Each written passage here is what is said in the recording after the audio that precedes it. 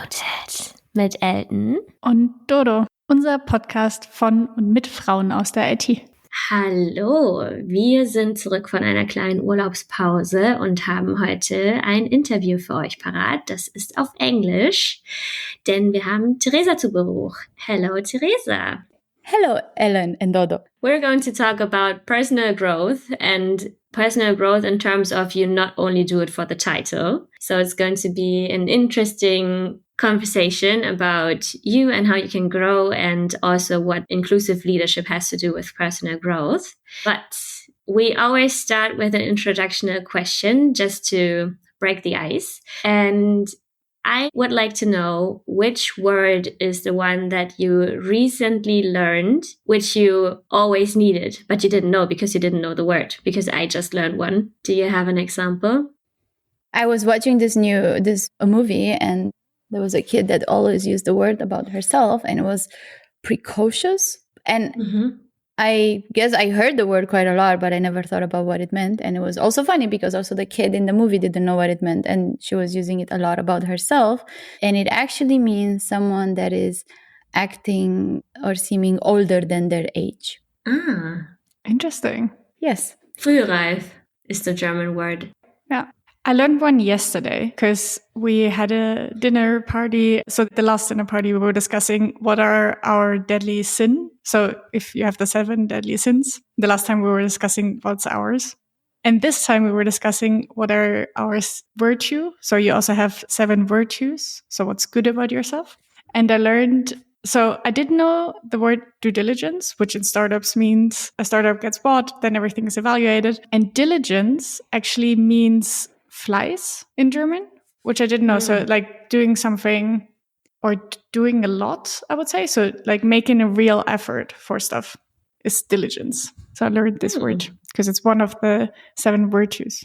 There's also meticulous, similar to that, right?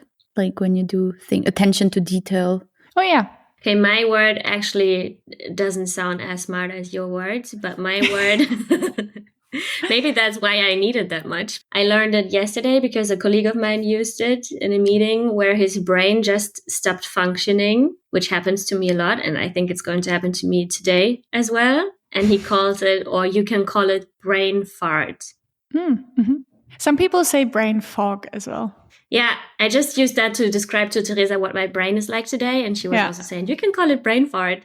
And I just learned that yesterday. And I really, really much appreciate that word. So, Tereza, who are you and what do you do professionally? Okay, who am I? From brain fart to... existential questions. Exactly. Yeah.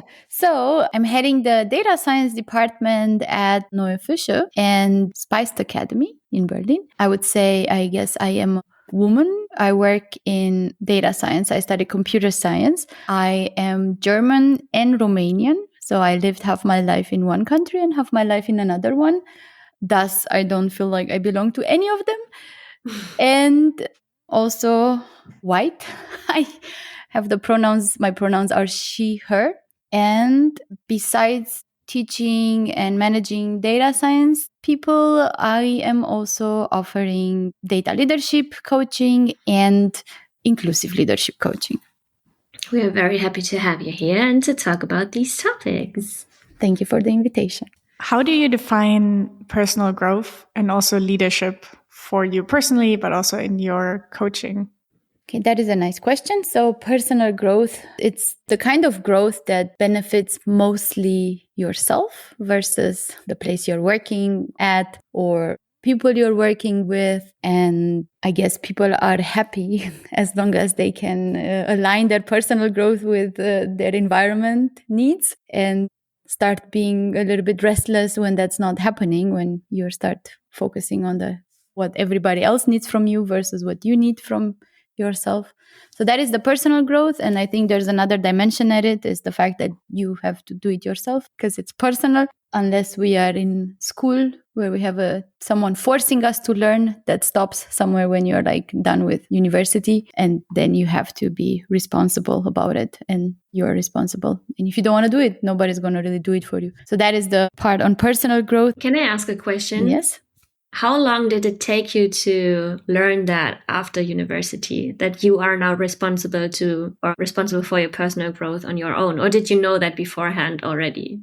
No. I went to university. I guess I was getting good grades because of the gamification of grading, right? It's like you have this reputation that you want to maintain. You're called smart as a kid. You don't want to have bad grades because then you don't seem smart, right? So there's a gamification going on. So you're learning, but not for, the right reasons. And then I came to Germany. I started doing a PhD and I finished it. Again, there's another gamification, writing publications, getting published, because if you write publications, you end up having something to put in your PhD and finishing something you started. It took me 6 years, but I did finish it. Then I went to work for Xing for like 4.5 years. I would say I wasted quite a lot of time. Had I been there intentional and, not so oblivious about the influence I can have in my own personal growth. It's like it was a time where there was zero leadership happening back then, right? So I think I had a one-on-one with my manager back then once a year. Wow. And then it was mostly people telling me, oh, you're so much smarter than the kind of work that you do. You're only using 15% of your brain. And if you would use all your brain, you would be doing so much more work. And you are paid in this percentile in Germany. You are responsible for doing it. This was supposed to motivate me, right? So, so that was like kind of there were like this concept of having managers and leadership where people like coach you on and not just train you or tell you what to do or direct you. This didn't really exist about 10 years ago, at least not in most of German companies, I would say. Even then, like where I was working was like a little bit less conservatory, right? Because it was like, we speak English at the office and we have people are a bit young and stuff like that. So theoretically it should have been better. But if it was not better there, then probably in other places also not. So yeah, so I think it took me, and after that I took a year break from work. And in this 1 year where I kind of decided to do artsy stuff and like really cared about like stuff that I wanted. I didn't want to party anymore because partying was kind of taking away my weekends with hangovers. And I cared about my time and where my time goes. And after that, I started getting like restless about wanting to do something. And then I started like working in the end because I really wanted to work. And then when I got there, I think it was my taxi free now, I was like a completely different person at work. And people who knew me from both places were like, huh? Who's like this complete change, right? Like you're really driven and you're taking people with you with that drive, right? Versus then you're just tagging along and just aimlessly doing your work. I think that's interesting because like your personal growth that you had in that time made you lead other people way better because you were then like taking them with you on your personal growth. At least that's what I understood now from your story. Yep. So maybe that brings us back to the leadership definition now. Yeah, leadership is not something that I think, like you don't need to have a lead title to lead. And that should not really be the goal. Like you don't want to be leading just to have a title, right? I mean, that's a little bit an old mindset. What leadership for me is about inspiring others to be whatever our definition of best at work is, right? And in life, right? I mean, you can't just be one person at work and another person at home. So you have this authenticity. And you need to be also true to yourself and help people identify what their direction is that they should be going in. You're not telling people where they should be going, but like help people identify themselves to say like, yeah, I mean, our lives are not that long, right? So we can't really afford to be aimless all our lives. We have some time to be aimless, but at some point it's nice to be intentional about stopping being aimless. Yes, and also to be intentional about being aimless. I think it's totally fine to just say, okay, I don't have the next aim to go for. I'm just enjoying what I am right now. And then actively say, okay, now I want something more. So I think I had a burnout when I left Xing. And I think my burnout back then when I left Xing was because I was being aimless and I was not aware and I didn't feel that I was in control of that. It felt like I didn't want to be aimless. I didn't know that I didn't want to be aimless. And being aimless was not fulfilling me at some point. Like also there was like also the whole social stuff, like all the people that had been finishing PhDs at the same time with me, they went in places and they were like, you could see on LinkedIn, on Twitter, on Xing, all their achievements, right? And I was like, why am I not achieving anything? It's like there was all that comparison to kind of have like, okay, I could actually do more, but why don't I want to do more? So it was a loop. Yeah. You took then a year after your burnout. Did you slowly start wanting to work again, or did you find it along the way, or was it a sudden realization of like, now I kind of know what I want to do? So was it like a gradual or like a big bang? It was a gradual. So I, of course, was applying for jobs at first because it was the thing to do, right? Like the society wants you to apply for jobs. God forbid that you are unemployed in Germany and enjoy it, right? Because that's not what you're supposed to be doing. You can be unhappy with it, but don't enjoy it. Exactly. Yeah. So I started so I was applying for jobs and then I was stalling. I was getting the jobs. That was funny. So I got like I think data engineering job, and it was a good salary. It was higher than what I had. It was actually what I asked for. So, and I got like, they even sent me the contract, and then I just like had the contract for a week and like kind of stalled signing it. And then they retracted the contract, were saying like, it feels like you are not really into working right now. So it was like, other people noticing that, right? Then I was doing the artsy thing, and I remember I applied for a data science job at Jimdo. It was, Jimdo was a thing back then, about 10 years ago. And I went to the interview and I was like talking about, data science. And then I was inviting, and then I have my art exposition at art fair, Spielbudenplatz, you should all come and buy my arts. They were also like, maybe you're in a phase where you're more into doing art than like working, and let's talk in half a year or so. I mean, art is also working, but yeah, but it was just like, I was only earning money if I was selling something, right? So that happened for a while, and then I decided to stop applying for jobs. I was like, that's a waste of time.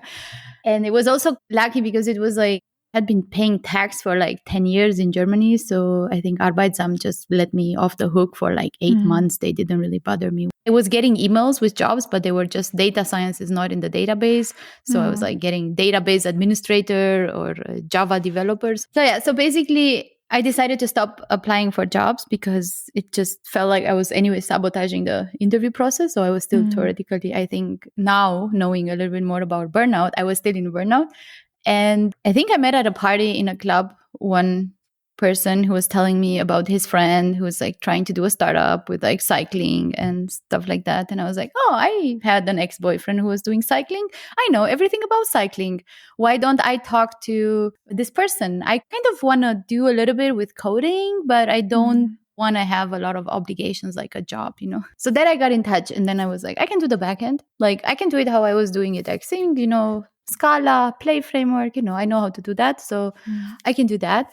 And then we got into a startup accelerator and we went to Italy for a month. And there I met someone who was working on another startup. She was American, and she was like a person like at 6 a.m, waking up, going jogging, having breakfast, going to the working, then taking a nap, then working, then taking a nap, having lunch, then taking a nap, then working, then going to the swimming pool, then having dinner, then working. That was her, like, it's like, she's like, it's my startup. I work, it gets done, And that was so like, contagious.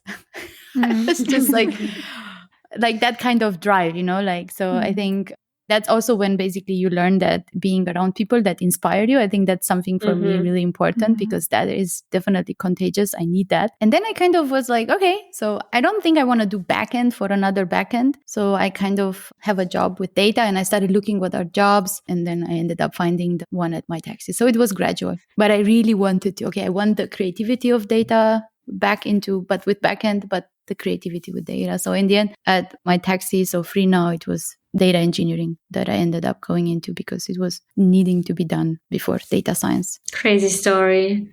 Yeah. Nice journey. That's really cool. I really like the story. Now that you started sharing your stories, all of us also brought a story that has something to do with personal growth and leadership. that we can now share to kind of give a perspective on like different ways of doing leadership or not doing leadership? Who wants to start? I'm doing mentoring, and I had one situation where a mentee was approaching me, and there I recognized, or it emphasized, the fact that just because you are an expert in your field doesn't mean that you are a good leader. Because she or he, it doesn't matter.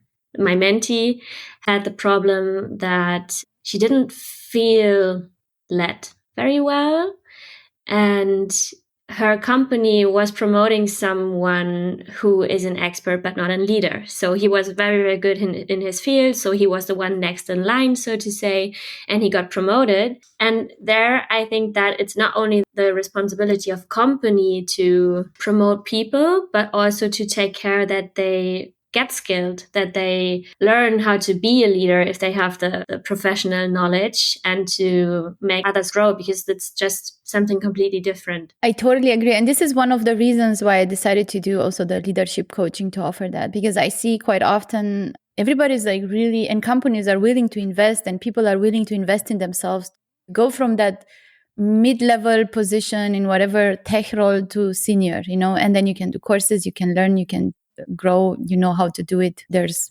always available resources, and people are willing to invest for that step, right? But then when it comes to leadership, everybody believes it just happens overnight. All you have to do is get the role, and there's very few companies that are investing. So I think at Free Now we got like 4 or 5 days of stepping into leadership training that is also not really mandatory. So you could participate, but the level of participation was also up to you, right? So it wasn't like, okay, if you're not doing well in this, then you are not stepping into leadership. That conversations never really happened. But then I also heard stories. I think someone was telling me at Spotify that when they wanted to go into leadership, the company invested in 6 months training for them.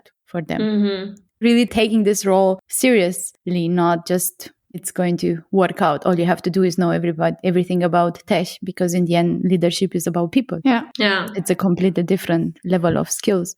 Definitely. What skills are the skills that people should learn before or when they start leading other people?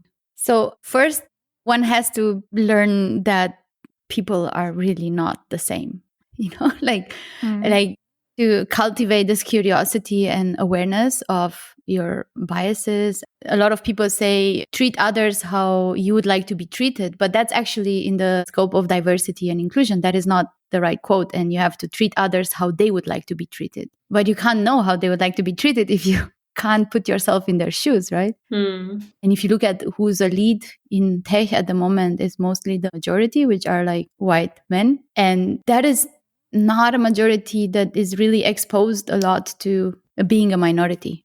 So how would they know, right? So I think that's why it's really important for people in leadership to look at what does it mean to be inclusive. Or even emotional intelligence as well. Yeah, so exactly. So that goes into emotional intelligence, cultural intelligence, all of this. This is something that has to be trained, nobody gets, so there are some people that are really good at emotional intelligence. So I think there are different aspects, of leadership that you have. So you have like understanding how a team works, getting people to work as a team, understanding how do you keep on learning, how do you get other people to keep on learning, how to be reflective and open for feedback, and to encourage other people to be reflective and open for feedback. Because if you can't give someone in your team feedback, or someone in your team can't give you feedback, then that's not a very long-lasting relationship, right? So how do you build relationships with people?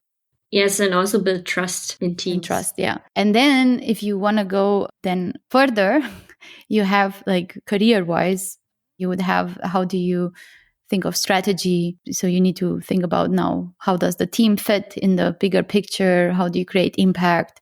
How do you build up your branding, your reputation, your team's reputation? Because at least, for example, in data science, right, like there's a lot of communication needed to be done in order to get a product in production. And for that, you need to advocate for a lot of things. Yeah, 2 things I'd like to add, actually, because I think one thing is also conflict resolution, because how do you manage if you have a conflict with someone else, or if other colleagues in your team have conflicts, which is like, I think you need to learn some tools. For example, if you're a person who shies off when there is a conflict, And also work-life balance. I mean, that's actually, at first I thought it's a thing that only like my personal growth needs, but it's also, if I'm responsible for others or for a team, I have to have a good work-life balance, because otherwise just transferring the pressure on the others, which is unhealthy in itself.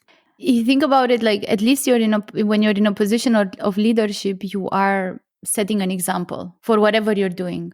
If you start writing Slack messages at 9 p.m., then people can only understand that that's what you also expect them to do. So that is not a very good showcase of work-life balance, right? Yeah. And I think conflict resolution, and I think the other thing is also change management. I think usually, especially these days where everything is so unstable and, there's a lot of change happening. So I like to say sometimes that the only constant thing at work that people should get used to is change. So team structure can change. Like you're working on something and then in 2 weeks you hear that that's no longer needed.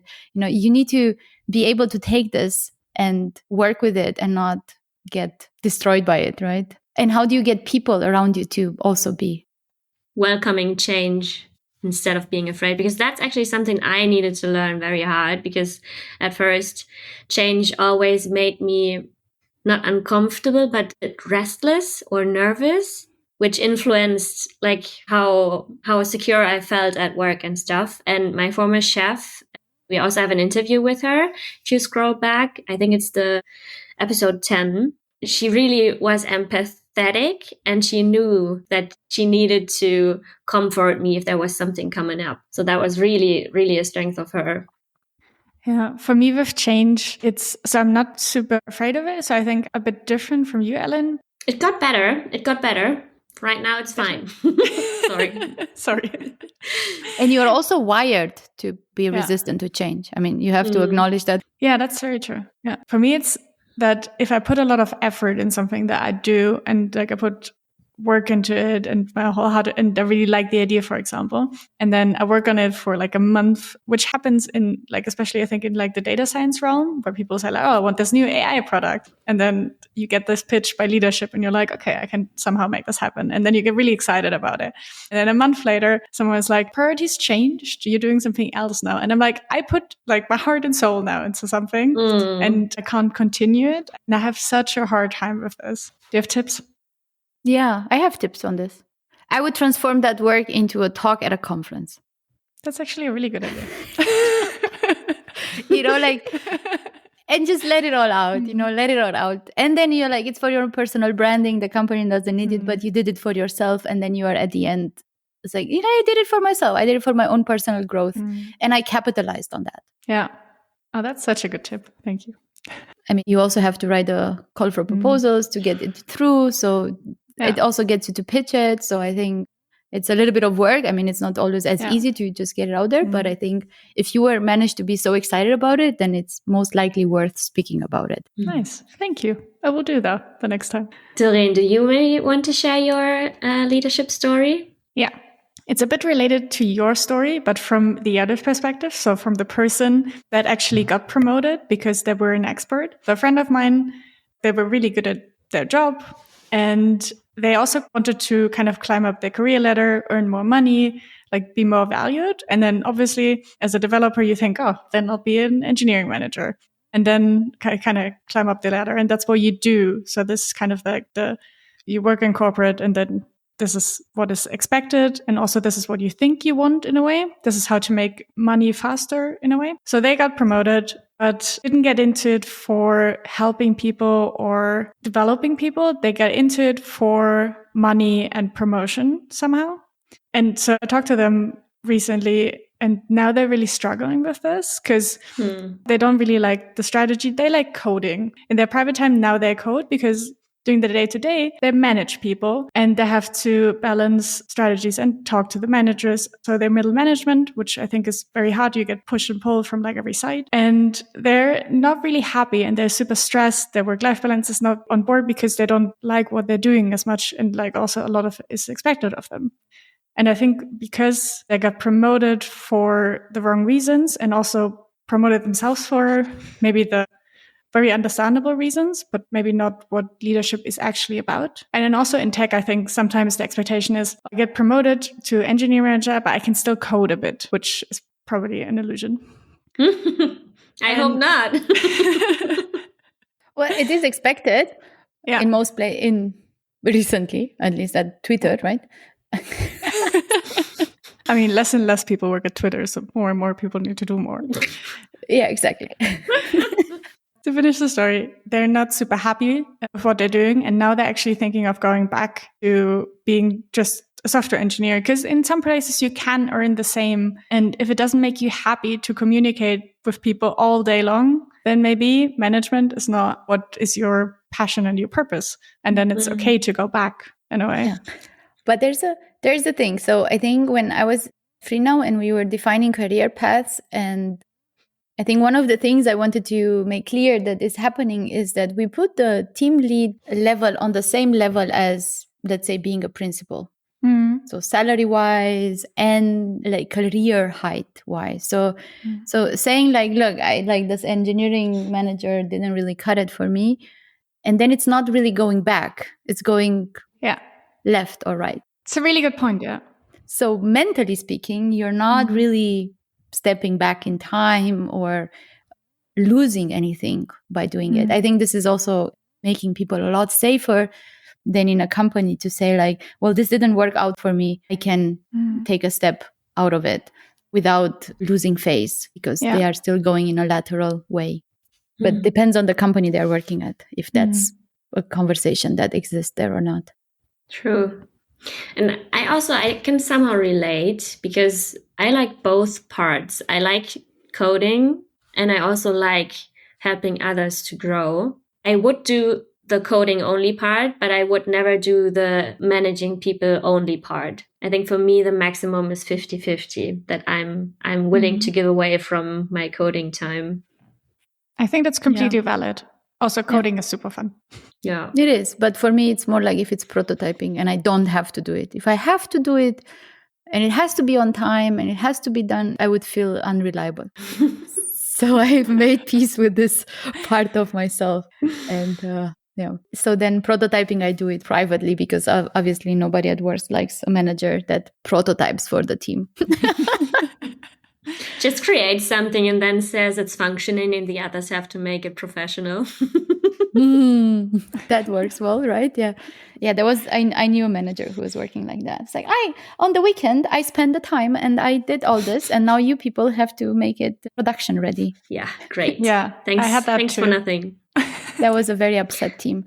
Yeah. Yeah, it's like the manager does all the fun part because he gets it working and then the others should tidy it up. It's like, here's my middle finger together with my resignation. Done. Tereza, do you have another story you want to share? Yes, I also have a story from coaching people. So I have someone who wanted to get promoted and there's an opportunity internally and they applied for it. And then they receive feedback that first they're not qualified for this and this and this reason, not there yet, they don't fit the needs and so on, which is fine. You know, like when you apply externally to a job interview, you usually just don't even get feedback. So you don't even know what you did right or wrong. But the part of the feedback that was really like a little bit cringe was when they were told that the management team really thinks that they could do this new job, but they feel it is above their skills at the moment, a skill level. So they are making the decision of not continuing the interview process for them with the goal for being protective of their mental health. Because that has happened to them. They got opportunities to do things that were above their skill level, and it was very stressful. So I think this kind of like parenting advice that, nobody wants, not even when they're a child, you wouldn't really accept this kind of parenting style, not without, forced to do it. But I think people here is like, what I wanted to highlight, it would be really cool if this management would receive feedback. You kind of understand how, taking opportunity away from people is really not doing people a favor, right? Because in the end, they did get those opportunities and they could have decided not to do it or to do it, right? Yeah. Versus just not having the opportunity. For me, if I would be the person not being given the opportunity, it would feel like being patronized. Because, I mean, what they could have done is to say, hey, there is the possibility, but we see that you lack this and that skill set. You still want to try. Yeah, I mean, you can prepare until the interview happens. Yeah. Yeah, and also it already sounds a bit like a toxic workplace where they say, oh, we're going to put you under so much pressure that you're going to break. Like, what kind of expectation is that? Like, from people, like, even if you would have all the skill sets, that is then like the pressure is less for you, or expectation is, I don't really get it, because like that just seems like being a toxic workplace. I cannot formulate that in any other way. Sometimes you can't get rid of the pressure. I don't know because of what reasons. It depends on the reasons for the pressure, if it's toxic or not, in my eyes. If there is pressure that you can't get rid of, I think it's fine to say, hey, there's pressure and we're not sure if you can handle it, and still give the opportunity for the person to decide. Know what I mean? Yeah. Yeah, definitely. Exactly. So taking someone's choice away from them is a little bit, maybe the word is patronizing, but it's also like not really doing anybody any favors. Yeah. Because I think if you do this exercise, putting yourself in someone else's shoes, and then you would see like, wait, actually, I'm comparing myself to this person, but I actually had the opportunity. And then this person now doesn't just not have this opportunity, period, because I decided for them. So yeah, that's a little bit like weird. Yeah. It takes away the personal growth of the person, because either you say yes and you fail maybe, but you learn. It's also personal growth to fail, and part of a good personal growth to fail and to deal with that failure. Or you say no and you know what you could improve until you get the next opportunity. Or I mean, in the best case, you say yes and you handle it pretty well. Everything is better than just not getting the opportunity. Exactly. I think so too. And if you think about it, like most of the companies that are successful now on hiring these days, you need to have on the website things like equal opportunity employer. And by not giving people equal opportunities, that's also something that you're probably then not having, even though you say you have it. So yeah. That's a very good point, because the next thing we wanted to talk about is inclusive leadership. So what is that for you? Yeah. So that is, I think that's what I was saying earlier, that for inclusive leadership, one would start their journey with awareness about bias. So personal biases, unconscious bias, awareness, cultural intelligence, and then, how you deal with situations, knowing the things that you know now. And then you can also like analyze things from the past sometimes and realize how many situations you've had in the past where you were actually so not inclusive because you just didn't know better back then. That happens, right? Like, I mean, especially on all the dimensions of diversity that we have, that we were not even aware that there are so many intersections. But it's about what you do in the future with the knowledge that you get. I tried to kind of get behind this buzzword of inclusivity or inclusive leadership. And I found a blog post that was defining or giving the definition, but they also listed some characteristics, and they had a picture about the disciplines of inclusive leaders, and they explained them with examples. The first one is, for example, some of them you already mentioned, like cultural intelligence, emotional intelligence. And the first one is courageous authenticity. And I would just give you the example. So, for example, an inclusive leader might be a CEO who speaks out publicly against discriminatory policies, even if it means putting their job on the line. They may also be willing to share personal stories of struggle or marginalization to connect with and inspire their team. We all know that, I mean, we've all met those leaders and managers who try to be strong and show no sign of weakness. That doesn't really reach people. Right? Like you can't really connect with others and working with others and like inspiring others. Like you have to build relationships, and you can't build a relationship with someone where you can never be wrong. You can obviously never make a mistake. Nobody can contradict you because you're never wrong, right? So how would you tell such a manager that the direction they want to go is wrong, when they would be like, I'm never wrong, right? To set this baseline where, like, me as a manager, as a leader, I am quite often wrong, and I have been quite often making mistakes in the past, in the present. I will also make them in the future. And if we don't work as a team to uncover those, then the mistakes will just end up affecting a lot of people. That is very dangerous at a leadership position where you have impact on so many people's lives, to leave mistakes unaddressed. Being scared of failure is not really something that someone in a leadership position can have as a skill, sustainably speaking. Strategically speaking, this is a weakness that one should really work on, if that's when you're in a leadership position. Or at least if you're still afraid of doing a mistake, you need to be courageous enough to just admit it still. You have to be courageous to fail in public. Yeah. Having an inclusive workplace, you also hear the synonyms to have a safe working environment, a lot of people say. Yeah. So having it safe means that you are able to make mistakes in public. Think about the opposite would be like any mistake done is treated with like, who's to blame, and then belittle that person instead of just dealing with the mistake and like growing from it. True. So the next one, which you already mentioned, is cultural intelligence. And there they give the example. It's monotask.com, by the way. We will link the post in the show notes. For example, an inclusive leader might take the time to learn about the different religious holidays celebrated by their team members and adjust work schedules accordingly. They may also learn about cultural communication styles to ensure they are effectively communicating with the team members from different cultural backgrounds. Yeah, and that is really hard. Like, I think religion in the workplace is still like a thing that is the hardest to be super inclusive about for a lot of people. Definitely. I think once in the boot camps, we moved the lunch break to 1 instead of 12 because of, it was one person. He had prayer time at 12 for 15 minutes, or 12:30, I don't remember, but yeah. With that, having a safe space is kind of good, because then people feel that they can share that. At 12, I have to pray or want to pray. And then that has to be okay. And then everybody is like, okay, and we just move it. I also had that. So a colleague of mine in my old work, on Fridays, he wanted to go to prayers at 12:30. So we moved the meeting. And that's no trouble, but he has to be comfortable saying that he cannot attend, because he wants to go somewhere else. Yeah. And on the other side, I think with the cultural communication style, I mean, there are cultures where it is really a no-go to give feedback in public. You can learn that the hard way. I did. So,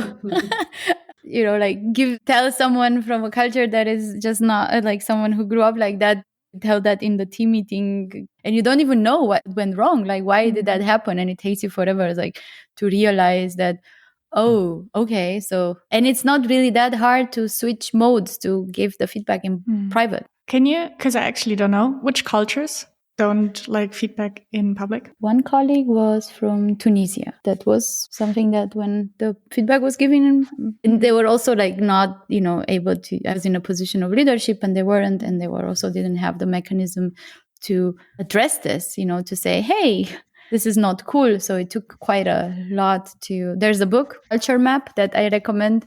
I just wanted to give that recommendation. Especially. And then there's also the other thing about feedback in public, or how you give feedback. Sometimes, when a man gives feedback to a group of men, it's fine. But then when a woman gives feedback to a group of men, you don't know where all those people grew up and how their dynamics at home were back then when they grew up. So it can also be in Europe. That just saw a post from the 90s from Ireland, and that was already like all the men in that post were saying, no, why would women need to go to work, or in the 80s. So it's not that long ago in Europe either that women were more useful if they were housewives. I'd like to go through the last 3 examples. I think it's quite nice to talk about the examples and then like giving the tips. The third one is emotional intelligence. And here my boyfriend would interrupt me and would tell me there is no such thing as emotional intelligence, because actually it's just a word for empathy. And the example is, an inclusive leader might recognize when they are feeling frustrated or angry and take a step back to regulate their emotions before responding to a team member. They may also be able to recognize when a team member is feeling overwhelmed or stressed, and offer support or recommendations to help them manage their workload. Yeah. So your partner is right and wrong, right? Empathy is about recognizing things. Sure, we may recognize, but sometimes we recognize and we're like, it's easier to just walk away. So I think there's a part in the emotional intelligence, what you also said is, and what do you do with that when you know it? Mm-hmm.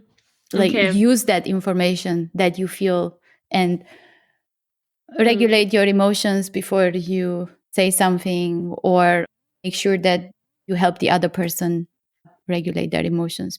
How often it happens, someone gives a talk at work, public talk, or at a conference, and we always hear about people complaining when they get feedback right after, where then their emotions are like heightened. That's really not a good time to give someone feedback. You should just do it the next day. Yeah. And it happens so True. often, unsolicited feedback right after the event, and that feedback is received as an attack just because it's not the right time to give it.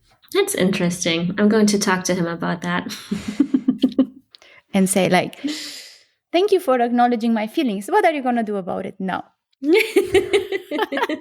The next one would be, and I found that I was very curious about that. That's a pun of word because it's collaborative curiosity. For example, an inclusive leader might hold focus groups or surveys to gather feedback from team members with diverse backgrounds and experiences. They may also encourage team members to speak up and share their ideas during team meetings and actively listen to and incorporate their ideas into decision-making processes.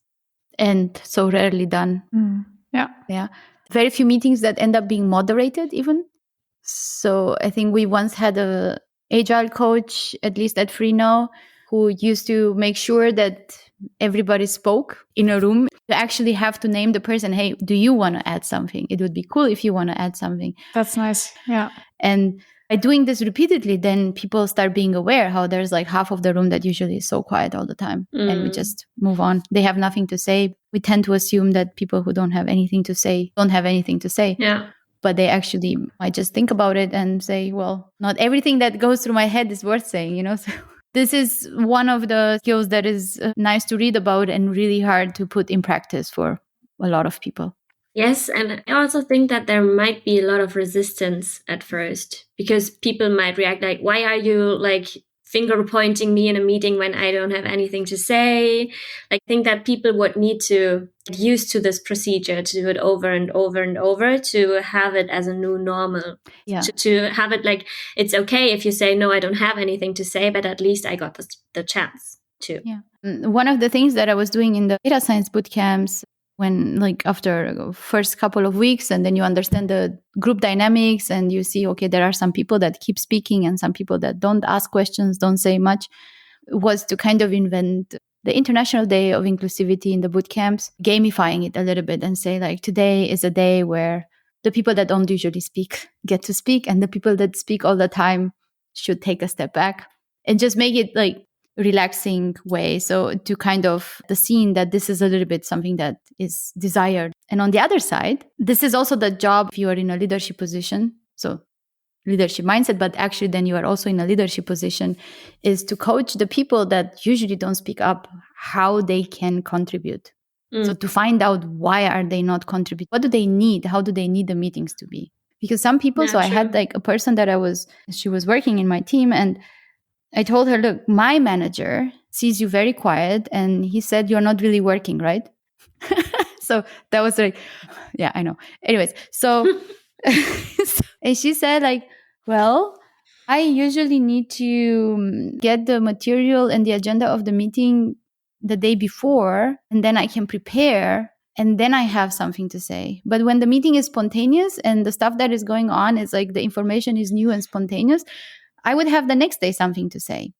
So then it was like, okay, so for this person, what do we need to change about how we meet, and maybe put stuff written down before so everybody has time to prepare and gather their thoughts?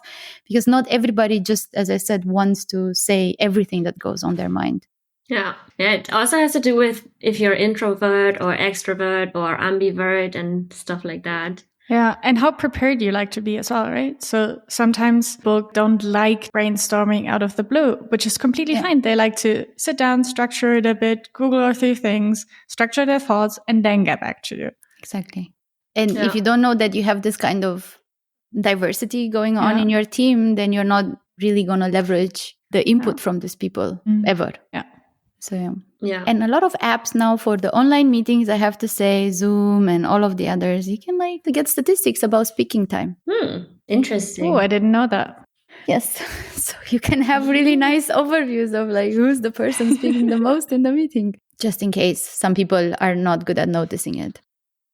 Last discipline, last but not least, is commitment to equity. For example, an inclusive leader might develop programs or initiatives to promote equity within the organization, such as mentorship programs or affinity groups for underrepresented groups. They may also advocate for policies or laws that promote equity and justice outside of the organization. This sounds very high level, right? Like not everybody can feel like, how would I be in a leadership position and contribute to that in my organization without going in a completely different role? But there's like a little bit more tangible aspect that I like about inclusive leadership. And this is, how do you do sponsorship of other people? So if we don't pay attention to how do we do sponsorship, is usually we end up defaulting to sponsoring the people we like. Do you want to quickly say what sponsoring is? Yes. How do you talk about another person that is not in the room to another person who is in a position of hiring or a position of power that can give that person an opportunity? Hopefully in a good way. Yeah. Yeah. So I think this was also part of one of the inclusive coaching sessions that I did when I highlighted to a person how they have been benefiting in the company of sponsorship from their manager. He was saying how they go to dinners, informal dinners with managers and other people in C-level and whatnot. And I'm like, okay, are all your peers invited to these dinners? Because if your peers are not invited, like you're really getting, you're like, people know your name, because of your manager. Just because you go to after work dinners. And now you need to do a little bit of like take a step back when you're a team lead and then think about it. Am I giving equal sponsorship to people, or equity is actually trying to sponsor the people that need it the most? Maybe one thing to explain the difference between equality and equity a bit more, there's a nice illustration that just pictures it very well. So there's 3 people watching a football game and they stand behind a fence. And they all have the same box to step on, but one of them is bigger than the others and he can watch it very well. The other one can just watch it because his eyes are right above the fence, and the other person using the same box is too small and he can't really watch the game. And it's the same in a company. He can't really participate because he needs something else to participate in an equal manner. So in terms of equity, like in equality, everyone gets the same box. But in terms of equity, the smallest person needs 2 boxes, the biggest person needs no box, and the person who was just fine with 1 box gets the 1 box. That's actually the difference. And one example, I think, of equity that is very discussed is about doing quotas in the workforce. If you say just equal opportunity, then women and people from underrepresented groups, they just don't get into those spaces. You need to make space for them, for us, in the positions that you want to have more diversity in. And for so many reasons of like people, as you said, sponsoring people who they feel that they're connected to because they're similar to themselves 10 years ago or something like that. But leadership positions are like a lot of white men. So a lot of white men are going to be sponsors. Also with like the dinners, I was thinking about, okay, what if you have a mom? She definitely can't go, or a dad as well. They can't go to a dinner with like the higher C level. So there are like these boys club sponsorings of like late at night. That doesn't work for a lot of people who are more diverse than that. I had a similar situation, I think, when I was at it was that usually the offsites that the company was making available for teams in engineering was about going to Denmark, and the team event and the socializing doing there in cold Denmark, whatever, in autumn, was drinking. And half of my team didn't drink alcohol because either they were from places where they didn't drink alcohol, or they had diabetes, or all sorts of other reasons why people don't want to drink alcohol. And I said, like, okay, can I go to Portugal on a team event? And then we can have the social part as maybe going surfing or just doing something fun, or playing games, or it's just like something without alcohol. And that was a huge topic about, no, like everybody goes to Denmark and productively gets drunk. And I was like, how is that? We had that at Droplift as well once. So there was a Christmas party. And so people were like, okay, some people are vegetarian and that's somehow fine. Nobody thought of someone being Muslim because in the vegetarian dish, there was wine in the sauce, and then you had pig on the other dish. And then the person was like, have you thought about what I'm going to eat? Cultural intelligence again. Yeah. Salad. There was literally nothing could have eaten. And that was... Yeah, also vinegar is with alcohol, I think. I don't know. But yeah, definitely. I think event organizing, the safest thing is just to make everything vegan these days and vegetarian. And then you get like a lot of complaints about this too, because there's people that, wait, what? We can't eat anything if there's no meat inside. I was like, although I have the feeling that it gets better, at least in my bubble. Depends on the bubble. Yeah, but I think at PyCon DE a couple of years ago, someone asked for their conference ticket reimbursed because there was no meat. Really? Yes. Interesting. Aye. Yeah. Wow. Okay. Really like the food, by the way, at PyCon. PyCon D is one of my favorite conferences because it's so community driven and everybody's like, oh, everything's going to be vegetarian and vegan. And that's just how it's going to be. Yes. Now that we talked about leadership a lot and also personal growth, why should someone who doesn't want to go into leadership care about these things? Why should someone learn leadership skills if they don't even want to go into leadership? That is a very good question. If you think about how we work these days, there is mostly no job, like at least in industry, where you could end up working alone on something. You have to work with other people. What you do with another person, in order to work together, you have to communicate. And there's like two modes of communicating. You could tell them what to do, or you could convince them to do something. Like pulling rank or telling someone what to do is not really appreciated anymore.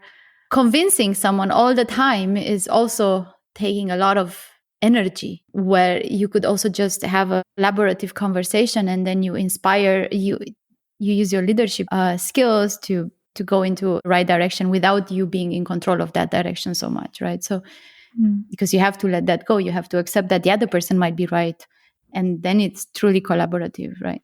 So communicating better with other people, inspiring people to do the right thing around you without having to convince them to do the right thing, so it's like it's a different kind of work. And then it's easier then if you kind of focus on that. I think if you show people that you care about their own personal development and you're not just caring about yourself, which is also part of leadership, people also want to work with you, and then they will respect that whatever you come up with as an idea or you think of something, that you already cared about their own interests as well. They don't have to do this work of like, am I being used or are we working together, right? So just leads to better collaboration. And then if you have collaboration in the work that you do, you are going to be way more productive than you've like discovered too late that a mistake was made, that something like a decision early on, nobody felt safe to challenge you because you were the principal and they were just the junior, they were like not safe. They didn't feel safe to just ask this stupid question, and then you ended up pulling this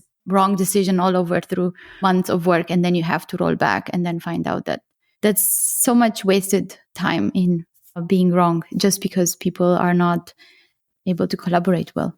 I would just say this is just like the first step of work. Like one thing you should just care is like in the end, it will save you more work to be someone with a leadership mindset than not.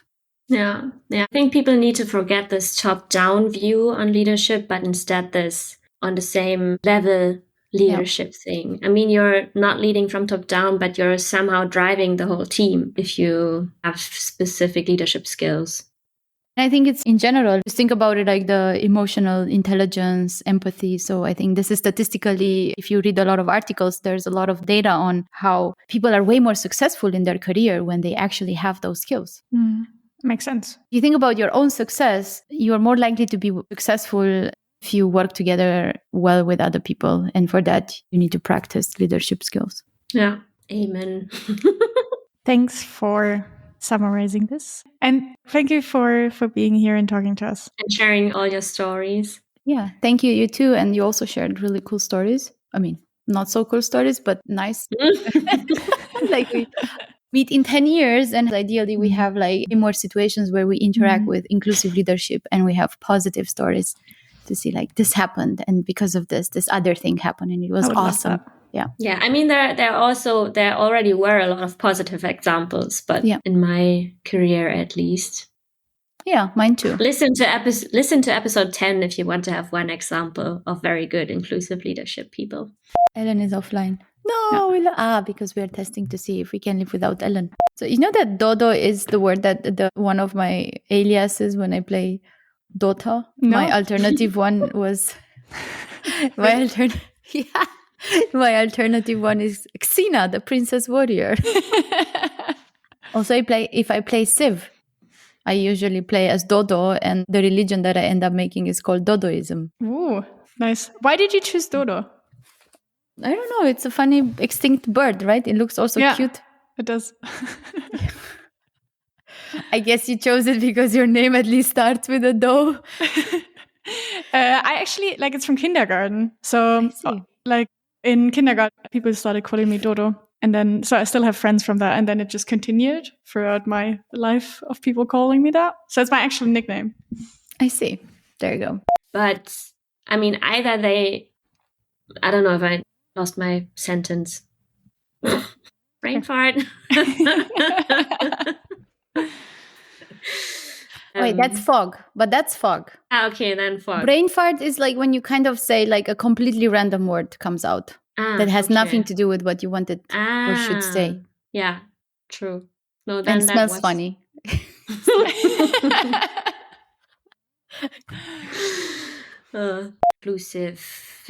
Inclusive. Wow, inclusive. What's the noun for it? Inclusiveness? No, inclusivity. Inclusivity. Oh, God, that was brain fart. My brain is just done with talking. Okay, I'll try it one more time. Or do you want me to do it? I can also do it. I don't care. I had all the examples, so maybe it's nice if you do it because of your speaking time, you know? All right. All right. Now that we talked a lot about leadership and also personal wait. Now that I also can't talk anymore. All right. Okay, cool. Do you need any more clean sentences, or your AI is going to do all the tricks? Unmuted mit Elton und Dodo, unser Podcast von und mit Frauen aus der IT. Wir, das sind Elton und Dodo, erzählen euch in unserem Podcast von unseren Erfahrungen, Frauen in der IT zu sein und unterhalten uns auch mit anderen Frauen aus der IT. Es geht um Herausforderungen, Tipps und Tricks und auch die ein oder andere Anekdote. Thematisch sind wir ziemlich breit aufgestellt. Es geht auch um Produktentwicklung, Agile Coaching, aber auch in der IT geht es in die Tiefe der Programmiersprachen, Data Science oder auch verwandten Themen wie dem Green Coding. Wir wollen Frauen ein Sprachrohr verleihen, weil Frauen gehören in STEM-Felder.